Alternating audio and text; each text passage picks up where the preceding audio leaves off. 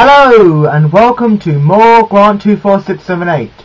In a moment we'll be watching one of my favourite Family Guy episodes and reviewing it. Do you know what? Originally this channel started off as an extra bonus Grant 24678, but it's become more of a review channel because just out of anything really, we just started doing reviews. So I think that's what I want it to be. I want it to be lots of reviews about movies. But today we're not doing movies, we're doing episodes because we haven't got time to watch a full movie. But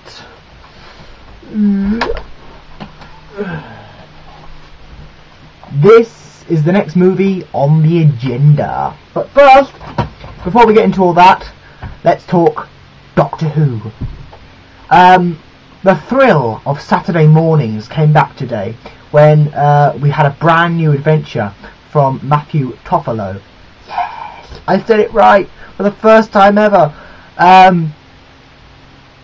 Yes, we have a brand new adventure called Salvage Mission, which is extremely exciting because it's Davros, Colin Baker, Perry, and an exciting storyline. Yes, so I thought that was brilliant. I really thoroughly enjoyed that today. It reminds me quite a lot of one of my favourite Batman March adventures, which is of course The Oncoming Storm with Davros and Paul McGann. My top 5, can't really point them out because there's so many brilliant ones, but my top two favourites are The Oncoming Storm and the 10 Doctors, I think it is 10, yes, it was 10 years. They're two of my favourites, and because it's time for a review of one of my absolute favourite Family Guy episodes. It's a sin that it's been dormant for so long. I mean, it's been a year since I watched it. It's been a year because it's a very, very, very Christmassy episode. And it's a big shame that I don't do more Christmas episodes because, you know, it'd be nice over Christmas to watch several episodes of Family Guy, which would be brilliant. So I've spent about 4 minutes now talking about absolute bollocks, but no, I'm going on to this. I think the Christmas episode before, I think it's called Happy Freaking Christmas. Christmas, we love Christmas.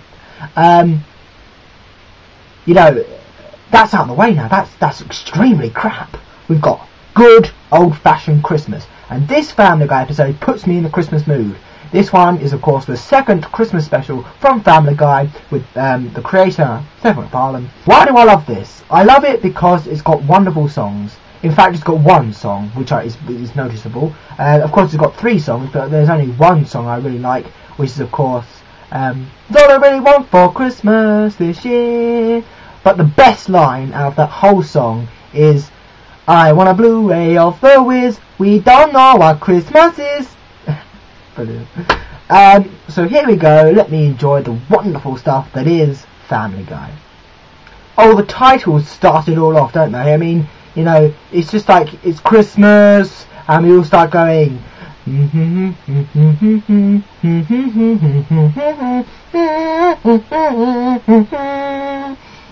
I'd love to press play, but I can't because of extreme copyright. I mean, the number one thing you don't put on YouTube is Family Guy, because they will kick your fucking ass. Oh, they will, oh yes. They'll just go, boom, right up there. Have a little turn around, and their fingers come out covered in brown sloppy stuff. Ugh. I mean, this review is going to be all about this. We won't be able to watch this properly, because I will be stopping it every couple of seconds to do a bit about this, you know. The great line there from Seth MacFarlane's father, who says, I think Kenny Rogers was supposed to be doing this, but I think he's dead. There's a wonderful line with Mort the Jew in the song where he goes, if you put a Christmas tree in the public airport, I will go to court and sue your ass. So yes, I thought that was quite good. And also I like the one with Joe where he goes, just one day when kids don't stare, all these happy wishes, and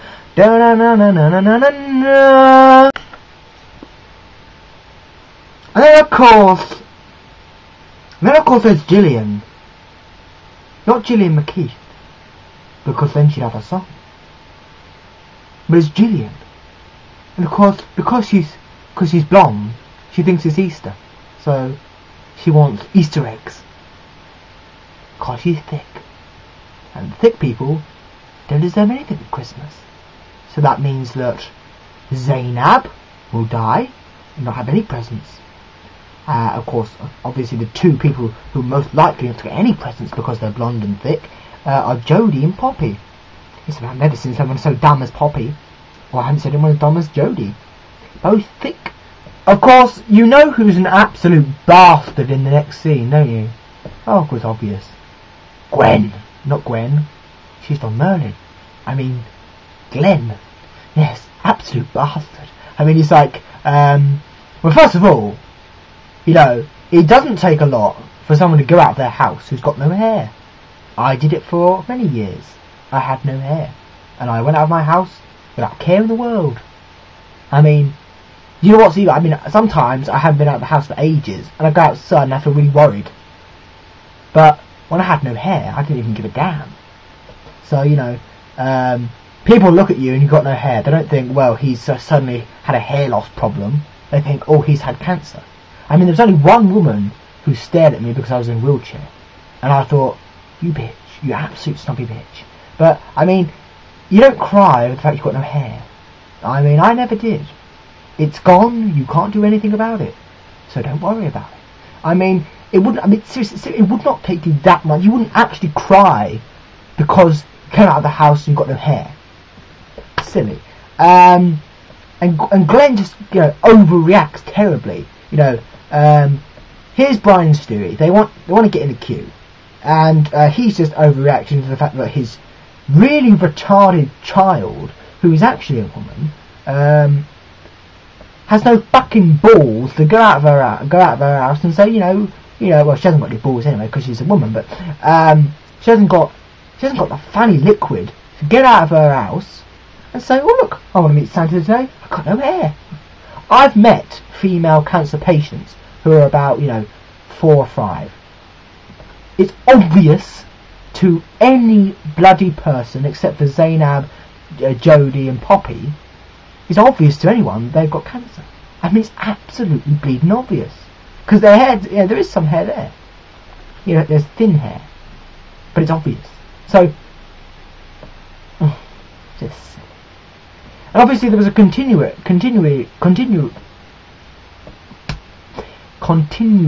error there. Because Stewie doesn't like Santa. So why is he going to visit him? We all remember the last classic Christmas special. So yes. But this and the scene when Quagmire tells Brian why he doesn't like him are why I hate Quagmire. And if you watch the latest series of Family Guy, you'll know that Gwen Quagmire is a murderer because he killed someone in cold blood. Yes, he deserves it, but he killed someone. He is officially a murderer. You can call Peter, Joe, and Cleveland a murderer for killing a cat, but he's a murderer because he killed someone. And you probably don't know who that is, but I do. He killed someone. So not only is he a bastard, but he's a murdering bastard. He's a bastard, you know. That's a bastard. You can call me a bastard if you like for calling him a bastard, but he is a bastard. I'm not a bastard, I've got a father. He's a bastard. He's got a father, but his father's not a father anymore. It's a mother. He's a he-she. He's a she-she, he-she. That's what he is. And he hasn't got a father anymore. His father's a tranny tran. She had a bit of a choppy penis. Now she's a woman. So yes. You call me a bastard for that if you like, but he's a bastard. Because he killed someone. Like, oh my god, how offensive is that? I mean, he just said, don't worry, kiddie. We'll ask Santa for a new brain. I mean, what the fuck? Best line out of that entire episode. Brian, why is there a black teenager at the North Pole? That's one of the best Family Guy jokes ever. Yo, why are you so sad? I have a nail in my anus. Best joke ever, because it's true. Seth MacFarlane's father in this is quite funny. I mean, he in one of the cutaways to him, I'm going to scratch my eye. In one of the cutaways, he says, "Oh look, someone gave me a toy car, remote control car for Christmas," and he drives it for a bit and then crashes it. He's like, "Oh no, it's broken." Also, I hate the second song. The second song is crap. Christmas is killing us. So is the song. This scene makes horrendous sense. I mean, it doesn't make sense at all, really. Brian and Stewie are on the sleigh, and they've got a giant sack of presents. So, how the bloody hell are they going to get the presents at the bottom? How are they going to do that? Are they going to dig into this bag and get out the presents? I don't bloody think so. It's a giant sack of presents. How the bloody hell are they going to manage to get to the bottom of that sack? No, not that sack. The brown sack. No, not a brown sack of a brown man.